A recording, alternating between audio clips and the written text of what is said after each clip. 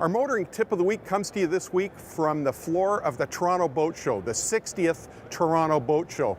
Now, it's been a real cold January. This is always a January show, so we're pretty glad to be here. And today we're in the Yamaha Canada booth. We've got one of their outboards right beside us. This outboard is a V8 outboard. It's 5.3 liters in displacement, which is the same size as a lot of the V8s that are found in Chevy full-size pickup trucks. It's a 60-degree angle on the bank angle of this V8 engine. That keeps the power head nice and tight. Boaters like to do that so they can stack multiple engines on the transom. Narrows up the engine, you can get more of them on the transom. And it's not uncommon on offshore applications to see 2, 3, 4. I've even seen boats with 5 of these engines on the transom. It's unbelievable. Now, if you're going away from shore, a long way away from shore in salt water, you want to have at least 2 engines, so if you have a problem with one, you'll be able to limp back. And on the big boats, they put 3, 4, and as I said, 5 of them on the transom. But you know, Yamaha, for example, makes some great power products, motorcycles, ATVs, snowmobiles. Their outboards are great.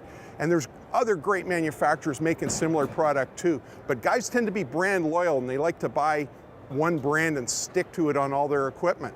Real good reason. You get great performance out of all kinds of these Japanese power products. However, we're an automotive show, so what's the tie-in with motoring and automotive? Well, you know, Yamaha's built a lot of engines that were under the hood of a lot of different cars and SUVs. You might have owned one and driven one, not even know it. They've made a lot of 4-cylinder engines for Toyota over the last 3 decades. Quite a few of them, in fact. And as I said, you might have had one not known it.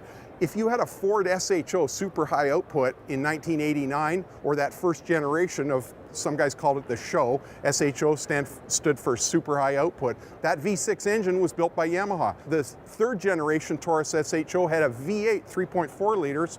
That V8 was built by Yamaha. And if you had a Volvo car, an XC90 or an S80 in certain model years, if it had a 4.4 liter engine, it was a 60-degree angle V8 built by Yamaha. I actually have one customer who specifically bought one of each of those 2 Volvo cars entirely for that engine. He loves V8s, he loves the exhaust note. Now you can get as much power out of a Turbo 4 or some V6s as a V8, but there's nothing like the exhaust note. When you get your foot in the throttle, you're going down that on-ramp, nothing like the sound of a V8. V8 outboard, boy, I'd really like to have one. But it doesn't matter what you're talking about, outboard or other power product or your car.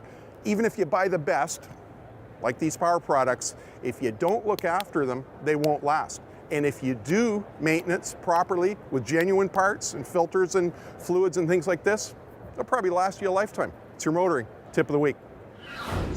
If you're watching this on Facebook, make sure you like and share us, and also make sure you check out our ongoing contest to win lots of swag from Motoring TV and our sponsors. And if you're watching us on YouTube, please subscribe. 30 years of Motoring TV, a virtual automotive video goldmine at your fingertips.